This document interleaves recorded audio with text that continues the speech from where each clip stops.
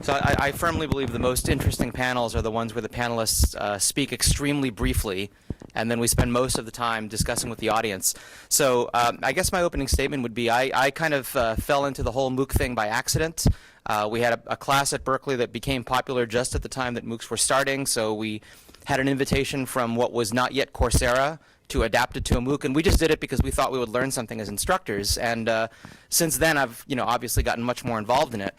I think my biggest reaction is that partially as a result of what can be done or could be done with automation and MOOCs and the amount of information you can get about the students, naturally as a computer science person, the first thing you wonder is, well, what could we do with that data?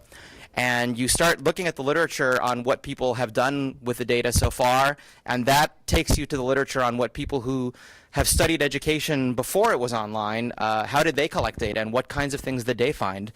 And honestly, I'm going to be perfectly candid and say my first reaction is, why didn't somebody tell me this 15 years ago when I got into teaching? There's plenty of good material, good work that has already been done, even with limited data and in situations where it's difficult to collect. So I almost feel like one effect of MOOCs on hybrid education is that it's really raising the bar for what constitutes good instruction and what constitutes good evaluation of student learning. I think now that we can collect the data, and now that people are all of a sudden realizing that there's been this entire research area of evidence-based learning that most of us who don't do education research have been largely ignorant of, now the stakes have been raised. And I think the expectation will increasingly be that your classes are incorporating some online elements, in part because you'll have the ability to quantitatively track and measure how well students are doing, and that's going to become, I think, the new normal. So I think, I was in a workshop this morning on adapting assessment techniques from classrooms to 21st century into online methods. And one of my comments was, what makes anybody think the assessment techniques we use in the classroom now are any good? I actually think that the reverse is going to happen, and we're going to take some of the work that's been done in the education and learning sciences. That work is going to be made much more powerful by the kind of data that we can now collect more easily. And that will actually influence the education and the evaluation we do in the classroom and make it better. So I feel like my eyes have been opened to some extent, and I'm a beginner in this area, but I learn fast. So that's what I think the effect has been. It's going to raise the bar for us and change how good teaching is going to be measured. Thank you. When you sent this question, I thought that there was two sides to this question. One is from my experience, right? You asked from our experience, and from that point of view, I believe the MOOC took me to that complete integration of technology that for me has been a long process. So I started teaching in 2004. That's when I got my PhD. I got my first job, and I started tinkering with several things at the time. Technology. I used something that was called eBeam. That was a little device that you could capture your whiteboard and write it and create screencasts, and sharing those screencasts with my students, and then the discussion boards and so on. So slowly I tried various different things. And so it was a progression. And flipping the classroom, that was something I did in 2012 when it was actually not yet a buzzword. And it was just the first few writings had appeared using that terminology. I already had lots of screencasts that I had recorded and so on. So for me, teaching a MOOC last semester was just that committed and full final step in incorporating technology in my idea of open and connected education. Now, naturally, my teaching was transformed from when I started, but I wouldn't say that MOOCs are the source of that transformation, but rather it was just the next step in this march that I was in. I'm still wishing for that impact to extend to the rest of my department, the school, the institution, and the rest of STEM education, where I have to say, and let's acknowledge it, the majority of the courses are still lecture-based, and I still a one-way transmission of information type of, beyond MIT. If you look at the perhaps 2,000 universities in the United States, I would say that's probably the norm in STEM. The other side of the coin for the question of how the impact of MOOCs in on-campus education is to ask ourselves if it really there is a good model, if MOOCs are really a good model. Because when I go back and look at the MOOCs that are in the different platforms, and it's just not just edX and Coursera, Coursera has a lot of more courses and a lot of variety in the quality, many of those MOOCs have actually transferred the lecture model from the classroom to the MOOC, and you've got a 90% experience of video lectures and so on. So my reaction then to your question is, should we be looking at the MOOCs as the model that we want to now transfer to education, or should we ask a broader question? Because many MOOCs have perhaps ignored some of the research and evidence-based teaching that Armando was mentioning. So this is I believe the way we should be looking at that question. Which, yes, we can learn a lot from the energy and new impetus in online education that the MOOCs have brought, but let's not ignore all of the other research on online learning that has been published from the 80s that we need to have in this conversation as well. Yeah. Thank you. So thank you for the question, and thank you for inviting me to be on the panel. To Carlos and Saif, I appreciate it. It's an honor to be here. I want to sort of provide or offer two thoughts on this question and what the impact is and what the potential is as well from my experience. And one is a broader statement or broader thought, and one is localized to my campus, to my university. And the first is in 2012, when the MOOC wave hit and everyone was responding to what this new thing was going to be, there was a lot of anxiety about the change that MOOCs would have in residential education, a lot of anxiety in the United States, especially about the relationship between the cost of higher education and the change that MOOCs might bring and so on. There was certainly a lot of excitement about reaching new students throughout the world. At Georgetown in particular, there was a lot of excitement about reaching students who would not normally have access to higher education at elite institutions in the United States. A part of our Jesuit heritage and mission was to try to reach those communities, and I think there was a lot of interest in that. There was also a lot of interest in taking advantage of expertise that was outside of any one particular context, one particular person, one particular department, one particular school, and so on. You could get the best of teachers from around the world.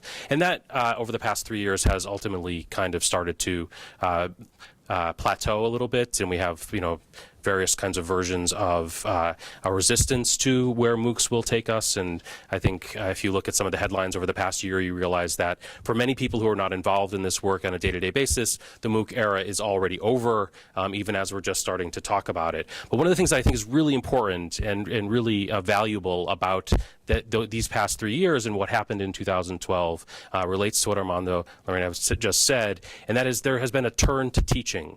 There has been a turn to an interest in what it means to teach and to learn. In the United States in particular, there's always a tension between research and teaching at institutions of higher education. Faculty are rewarded primarily for their research, not for their teaching. And so that means that the people at the senior leadership of universities tend to focus on issues of research. They tend to focus on issues of outreach to their alumni to get donations and things of that nature. And in 2012, that changed. We had presidents, we had provosts, we had deans, we had chancellors who are now all of a sudden uttering that dirty word teaching. And they actually started to care about what was happening in the classroom. And so regardless of whether or not we're doing MOOCs in 2, 3, 5 years, regardless of whether or not the entire platform changes and we start to think in other ways, the idea that teaching matters in institutes of learning is now at least on the table, and hopefully that will continue to be on the table. The idea that there is research out there, that there are ways in which we can think about teaching better and so on. These are new conversations for many people, and to me it's exciting to see those conversations happening. I would just, as an example of that, at Georgetown University, when the MOOC wave hit, one of the things that we did was invest with edX and join a partnership there and to try to create MOOC courses. But we didn't see that as the solution to what we thought was an important time of experimentation. We saw that as one part of a solution. So we made a concurrent investment on campus. It was an $8 million investment both in new MOOCs, but it was also an investment in faculty to try and experiment with technology-enhanced learning throughout different areas of their work. And so we've been giving out a lot of money, a lot of time, a lot of resources resources to faculty over the past 3 years. We've worked with over 300 faculty members, over 165 deep projects on teaching and learning to try to actually experiment, not necessarily know the answer to what Armando and Lorena were mentioning about, where we can actually go with teaching and learning, what the final solution is, but at least to experiment and create new opportunities to think about what are some ways in which we can challenge ourselves as teachers, not to just replicate the old models in the new technology, but to create new technologies for new ways of teaching and learning. It's time to open the door for discussion or questions from the audience. So if you have a specific question to the panelist member, you can say that, or you can just have a question or comment to all panelists. Yes? Okay. So what you're talking about is MOOCs mostly related to your institute. So what's your take on open educational resources? So looking at your MOOCs as open educational resources that others can take, transform, reuse, or build their own courses on all of what you offer. What's your take on that? Is this question for anyone of us? I would like to take that. One of the let me just clarify that the MOOC I taught last semester was pretty much a self-produced effort. So George Washington University is not a part of edX and is not a part of Coursera either. And from the beginning in this project, one of the ingredients that I built into this pilot was the first of all, a commitment to make all of the materials open source, truly open source. So all of the code is MIT licensed, so it can be used in any way, and all of the content is Creative Commons Attribution license. Everything is available outside of the OpenEdX platform in addition to inside, because even though that I love that platform, it is still registration only access to the materials. And I like it to be also for anybody to be able to browse and find by Googling, which is not possible if something is behind a login. And this was part of the idea of something completely open, the real meaning of open. But at the same time, I reached out to a couple of colleagues that teach similar courses with the idea of inviting them to be part of this effort and in different ways to either use the materials or contribute to the materials, and also adopt some of the materials in their courses. I was somewhat successful in the first round of that, which was last semester. And for this round, I am very happy to have a new partner, and this was a person from Belgium who found these materials in GitHub and started first with a little pull request on the material. So look, there's a typo there, and a little thing that this index, instead of being 1, has to be -1 or whatever. And then wrote me a nice letter and said that after looking at a lot of materials online, he had come to these and read them and studied them and decided that this was precisely what he wanted to do for a revamp of his course, and he would adopt them. At that time, and after some correspondence, I invited him to be a part of this effort, and he's now contributing new material, and we're making the collection grow. So I believe very much that this should be one of the things that we can be looking at for real open education beyond MOOCs, right? Something that we can collaborate with other instructors, that we don't have to reinvent the wheel, but we can incorporate the continuous improvement process that was described by Jessica in a more collaborative fashion. So yeah, I'll weigh in because our course has now been out long enough that it's been repurposed both in whole and in part in multiple ways. And we also, I think we have some sort of Creative Commons. I don't even know what we have on it anymore. But that said, there's been a couple of interesting challenges that have come up along the way. We do want other people to use our stuff, and we want to use other people's stuff that's relevant to our course. What we found, though, is somewhat surprisingly, it's actually really hard to make a self-contained course element that can be pulled out of the narrative of the whole course. We also just finished writing a textbook, and really what a textbook is a set of somebody's editorial choices about what's important and in what order it should be presented and what the emphasis on different topics should be. And it's not always easy to extract a particular element from that set of editorial choices in a way that's reusable by many other people. So while we welcome other people who want to do it, it hasn't been as widespread as we would have thought. I do think that the move towards the standardization on a relatively modest number of platforms, and we're also edX fans, provides a way of packaging that stuff in a way that might make it easier to reuse. So I think that's actually a step in a positive direction, although there isn't yet really a good library mechanism that allows people to sort of browse edX compatible modules that you can drop into your course. I would love to see someone do that. And finally, Lorena mentioned that it sort of began informally with somebody finding her materials on GitHub and issuing pull requests. Raise your hand if you know what that means. Okay, look around at the people whose hands are raised. There's not that many of you. Part of the issue is that when you talk about anything open, like open source works because a lot of people contribute to it, and because there are well-known processes and tools by which contributions are curated and merged with other contributions and so on. But that's not necessarily a discipline that is very common outside of computer science. So I think there's a challenge there where, the authoring tools and the collaboration management tools that some of us are accustomed to using as part of our daily lives are not part of the daily life of, for example, professors in the fine arts. So I think what we're going to see is that there will be some earlier adoption of collaboration and OER kind of sharing, and I think it's going to come from the STEM side first. And it's because we're used to using these tools already because we have collaborative projects that call for them. But time will tell if I'm right about that. One of the translators of our book is right here at the workshop, Raquel Crespo, and she'll tell you that we have a great tool set that we use for collaborating, but it's almost as much like programming as it is like writing text. So, a challenge. I don't know if Did you want to weigh in, Eddie? Or? Sure. I'll be brief, I hope.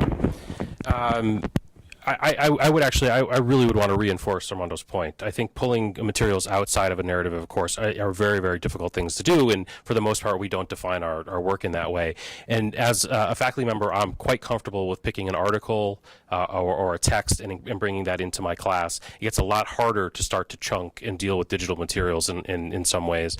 So we end up, and for the most part, I think we end up just ignoring those materials by and large because it's so much more work to do that. And so something will have to shift, something will have to change, and I certainly would agree that we don't really have that kind of momentum yet. But.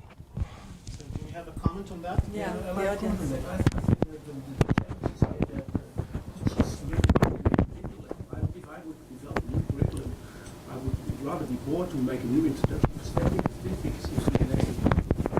Obviously, if I would make a new introduction to statistics, I would like manual. So you see the difference is also the level you look at. If you look at the micro level, everyone always disagrees with what you're going to do. If you go a little bit level up, you can say it's ridiculous that there are probably, let's say, 50,000 introductions to statistics around the world. It's not just the materials, though, right? So there are 50,000 introductions to statistics, but there are then 50,000 teachers or some number of teachers who are teaching those, and those teachers have relationships to their students, and those relationships to their students ultimately expand beyond just the material set. And so just taking the materials and saying we're going to shift them over, which in fact, I know that wasn't your point, but that in fact was one of the points of the kind of MOOC wave, that what we would do is we'd create one statistics course, and everybody in the world would take that one statistics course, and that would be enough for every student. They wouldn't need any other course because the best statistics teacher would be the one teaching that course. And I think what we know about learning is that students learn in so many different ways, so many different learning styles, and so many different relationships with faculty members, that to assume that one set of materials are going to be the panacea for learning, I think has ultimately been a problem of the kind of MOOC hype and the MOOC wave, not to the point that you were making. Like similar like influences on statistics and segregation.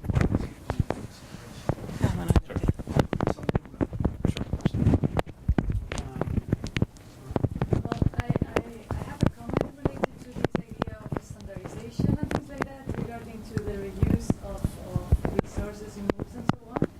And I'm kind of afraid when I hear the standardization, because I've as many in the room, I think we've been working for a long time in previous online projects, European online projects. We were working with amazing standards like IMSL and so on, and IMSLD, sorry. And the main problem with the standardization things was you want to reuse the materials and so on, but it's so hard because it's so inflexible that it's very hard to be reused in another platform, whatever. So what I like from MOOCs is like it's the flexibility that they have. So in some sense, you have already something that is useful for someone. You can use as you want. You can use an exercise you want. But I don't really like the idea of reusing the term of standardization in a technological perspective. That is standardization of finding different ways to reuse the materials, but focusing on the materials, not in the technological aspect. So I see your fear. I'm going to just say something controversial. Having looked at some of the previous LMS-oriented standards and educational object packaging standards, they really look a lot like standards designed by committees.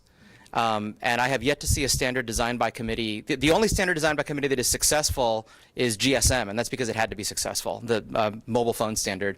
All of the really good standards in software and hardware systems emerged from much simpler designs, and they were actually just built sort of ad hoc by the people who developed the systems. So my hope is that, and I know it's very arrogant to say this as a computer scientist, but I'm going to say it anyway.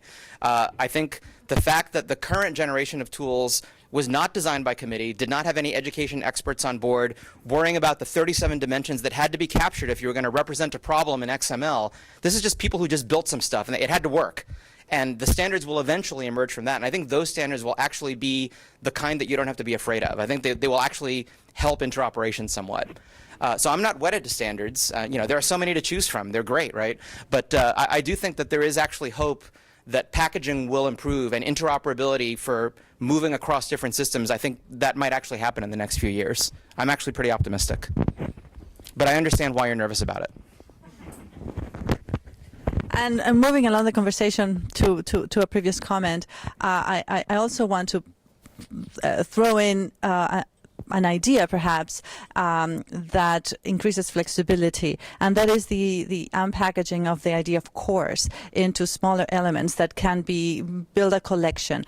In the case of my MOOC, it was another aspect that was an ingredient from the beginning, was that instead of a course, it was a collection of modules, and in fact there wasn't a certificate at the end. There was a digital badge awarded for each module. So the idea is that if you complete 4 or 5 modules, you might consider yourself an expert on this topic. But if you build a collection over time with the collaboration of other instructors in that field, then the idea of a course as 4 or 5 modules could be completely different in each institution, because you have perhaps 15 modules to choose from. And so when the idea of a course that lasts 12 to 14 weeks is again just reflecting the models of the on-campus education into the online world, and we don't have to do that.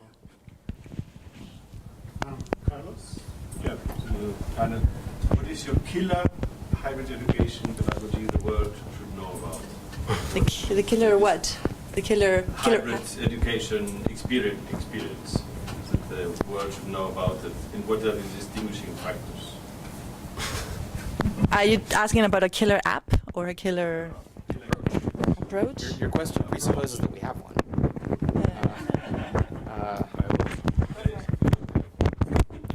I can leave it there. That's right. Yeah.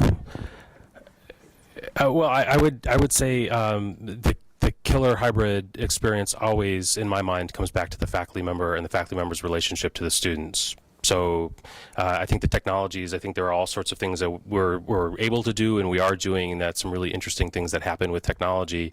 But often in the conversation, often in the discussion, technology takes primacy over the teacher and students. And it is always, in my mind, still, until we have an artificial intelligence that Armando may build, that we can, do this kind of work for teachers in a very different way. I think it's the relationship that faculty create with their students. So Frank with his students in a hybrid relationship, that to me is the killer relationship. The technology offers that faculty member and those students some advantages, but it still, to me, always comes down to that personal relationship, because that's where I think still to this day the deepest learning happens. Let me add to Eddie. I completely agree with Eddie, and I'd like to quote an example. One of the most successful MOOCs in Coursera is the introduction to, I think it's called Programming for Everybody by Charles Severance, known as Dr. Chuck, a professor from University of Michigan. And I believe one of the ingredients of his course that has made it so wildly popular is that as he travels along around the world, he has impromptu office hours at a coffee shop wherever he's at. And so people start forming these connections, and he's active on Twitter, and it's a series of things that create a persona that people make a connection with. And so using online tools can increase that connection, can increase the social aspect of learning or not. And I think that, let's call them mainstream MOOCs, have largely ignored the social aspect of learning. So just, I should point out that I've actually also done that. That when I've been planning to travel somewhere, I would put the word out to the MOOC saying, hey, I'm going to be in Paris, and if you'd like to meet up, I'll be at this hotel or this coffee shop. It's pretty fun, but how much does it contribute to those students learning? I'm not sure. I think because Carlos asked, the killer app, that's a really strong term where I come from, or the killer experience or technology. To me, that means an experience so compelling that it not only changes the way that I think about teaching, but I think you all would be foolish not to try it. I have had no experience that meets that bar. If you were to talk about a technology, I would say, I gave a talk earlier today about automatic grading and how important it's been to our course.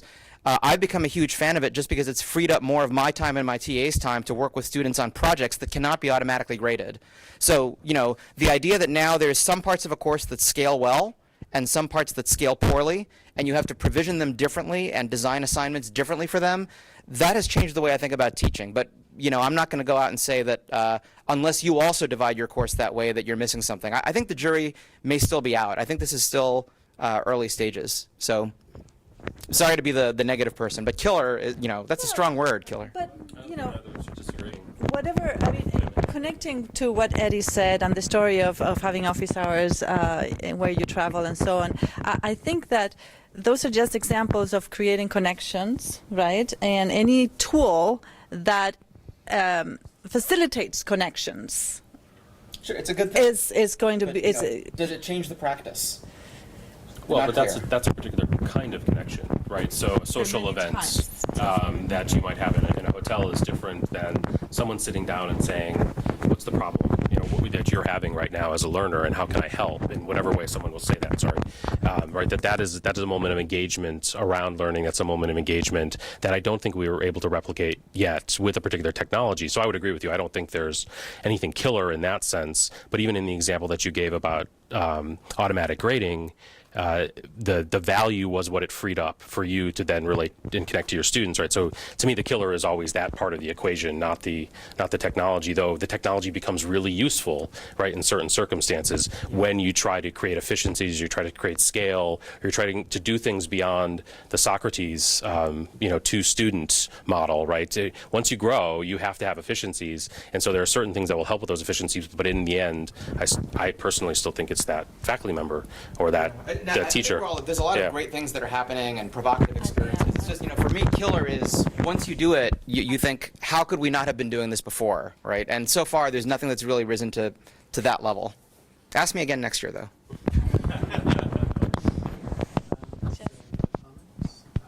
I don't have a comment. I have a related question. We've been talking a lot today about sort of hybrid situations where we have professors who are teaching the courses who are also making their online content. When we move toward sort of this, as we move toward perhaps this single professor model, or I think more accurately, a multiple professor model where you can draw from other people's content, lots of things from other people's content online, and you might not be developing your own content. How do you think that influences sort of the professor-student interaction and those relationships? Pick me. No, I actually have strong thoughts on this because is Francois in the room? Is he still here? Maybe he went away. There are Francois and some others. Francois Brie from, where is he from? Thank you, Munich. But I can't remember which university. Is it TU? LMU. There were a number of us who ran a Dog Stuhl seminar last year on hybrid education. Carlos was part of the group, I was part of the group, and we produced this report that I tend to be very skeptical of reports produced by committees, but this one actually didn't suck. It was pretty good. And we came up with sort of a handful of key ideas that came out of this discussion, and one of them really spoke directly to Jessica's question, which is, in an era where the content available online globally is probably better than what I could come up with myself, what's my value added as a professor? And what we came up with a phrase, context, not content, that tried to capture what that was. And this goes back to what I said before about the main role of a textbook writer or a course designer really being an editor, making a set of editorial choices. Part of an editorial choice is not just saying, here's a piece of material, but why is this piece of material important? Why did I prioritize it over this other one? Why am I presenting things in this order rather than some other order? What are the things that you already know or may have seen in other courses that might help you to learn this material faster? That's the kind of value that I think instructors of all levels are in a position to provide. And in fact, we've had numerous instructors who have used our materials say exactly this, that because they didn't have to produce not only the assignment, but they don't even have to grade the assignment because the auto graders do that. And now they can focus only on the part where they explain or they help out students who are having difficulty. So now the bad news for an instructor is that that's much harder than giving lectures. Right, flipping a classroom is actually an enormous amount of work, and anyone who's done it, I think, would agree with that. But as I said, I think the bar is being reset for what good teaching is, and I think this is going to be part of it. We are actually going to be expected to work with students, and we will no longer have the excuse of I had to prepare the lectures or I spent all day grading exams so I couldn't prepare a lecture. That stuff's all going to be available or mechanized away or something. So we actually will have more time with students. That's what my answer would be. Context, not content. Remember where you heard it. And read the Dog Stuhl seminar report. It was really pretty good. And one more thing to add to the idea that content is really not the thing of value in education. Think about the time when MIT announced its open courseware initiative in 2001. Everybody was asking, but how are you going to give away all your content? I mean, why? Are you going to give it away for free? But they were not worried. MIT people were not worried because I think they knew that an MIT education is not contained in the syllabus, assignments, and readings. The content is not an MIT education. The MIT education was involved with all of the connections between the instructors and the students, having conversations in the hallway, coming to class, having discussion, having this coaching, the editorial process, all of that. The students themselves are a vital ingredient of that. Take the students away and there's no MIT. Right? It's not just the professors. You have to have those students. And the content certainly is not the value. So my content is all the way for free, all shared for free because somebody can use it as a vehicle for forming a connection with their students, and they're going to add value there. Not much to add other than to say that I think this is also not a new problem. We have for a long time. We always, or at least in my discipline, I teach literature. We often use supplemental materials. Some disciplines use textbooks. We have always had content materials that we can pull from and that we use in our class. And the instructor's relationship to that material often is to provide a perspective, to help understand, right, to connect students to that material and so on. So I don't think things have just all of a sudden cropped up that we're now dealing with content in a digital form that's challenging a faculty member's authority in a new way. I think that authority has always been a shared authority because when you teach in a discipline, you're engaged in a dialogue with the other people who are doing work in that discipline. People who came before you, the people who are working at the time that you're working, the people who will come after you. It's always part of a conversation. And you're never alone. You're never the single authority. You're always part of that dialogue. We just now have new materials and new ways, I think, to sort of engage with that dialogue or to extend that dialogue or to bring in other people to do that work. And that's, I think, interesting and exciting. But I think our challenge now is to get people to see that shift. It is context, not content. It is the idea that you now have this way of engaging with a new type of content that you may have to chunk in different ways. You may have to learn new skills to pull out and work with in different ways. Right? All of that challenges, I think, a comfort level with something that people generally have with printed texts these days, right? If you're a teacher, you can work with a printed text relatively easily. You know what not to ask someone to read. You know what you can gloss over, what you can go into in depth. You just have that facility, and the problem is we haven't trained students who will then become teachers to have the facility yet to work with the digital materials in the way that we can with printed texts, I think, in part. By the way, let me just say a question that almost nobody here has asked and that I don't hear very many people talk about is what are we doing to train the grad students who are going to be professors and who are going to be expected to be fluent in this? You know, they're going to be expected to produce courses that have online components and to be comfortable with hybrid instruction and with evidence-based education. So I don't want to derail the panel discussion, but this is a topic that is getting more attention at Berkeley, but I think it's something we don't talk about very much, right? We're the old guard, right? We should be worrying about the students who are like in their 20s. We have the answer. You will hear our talk. Oh, well.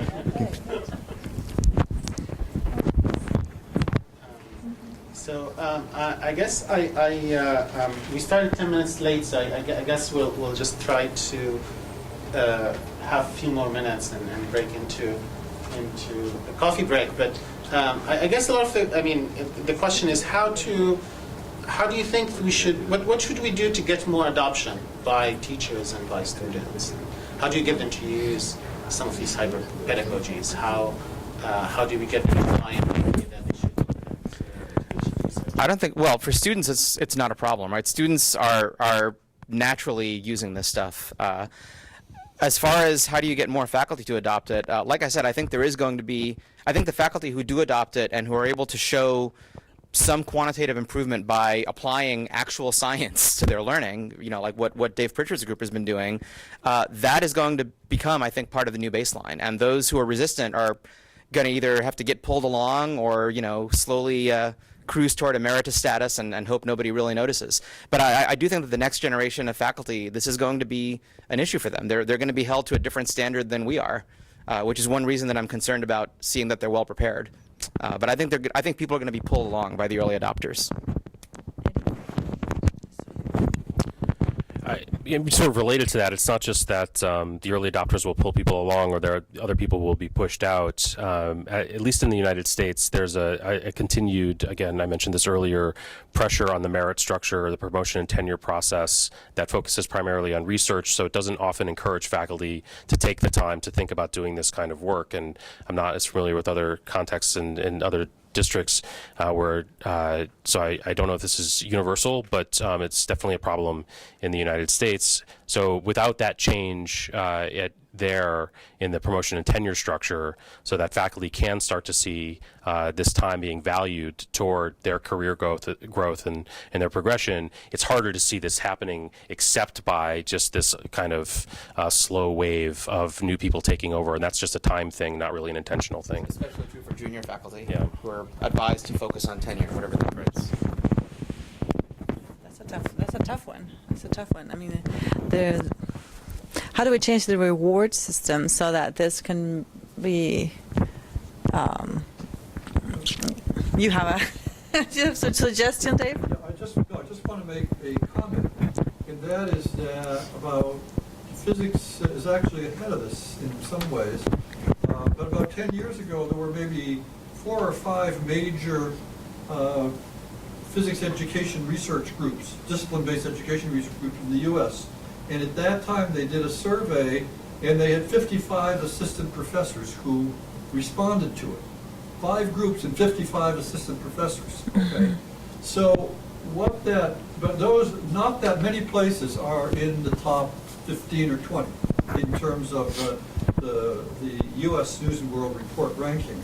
But this idea of people whose job it is, who do research and publish research in education, in that discipline, and getting these people situated in the university, there's a big debate about this going on, and it really seems that probably the best solution is for them to sit in the department and then maybe to have a co-appointment in education.